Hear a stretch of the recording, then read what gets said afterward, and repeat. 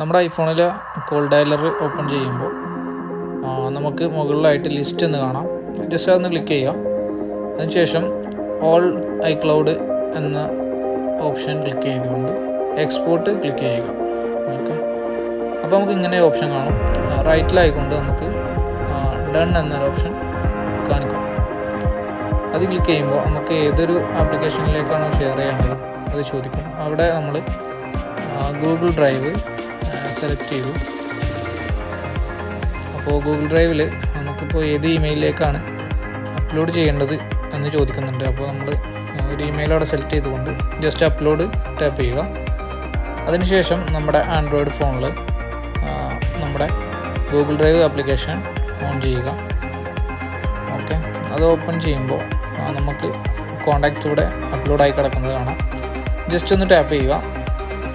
അപ്പോൾ നമുക്ക് രണ്ട് ഓപ്ഷൻ കാണിക്കും. നിങ്ങൾക്ക് ഇതിൽ രണ്ടിലൊന്ന് സെലക്ട് ചെയ്തുകൊണ്ട് നമ്മുടെ കോണ്ടാക്ട്സ് സേവ് ചെയ്യാം.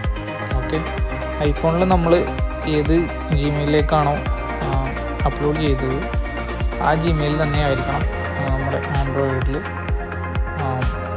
ഗൂഗിൾ ഡ്രൈവ് ഓപ്പൺ ചെയ്യേണ്ടത്.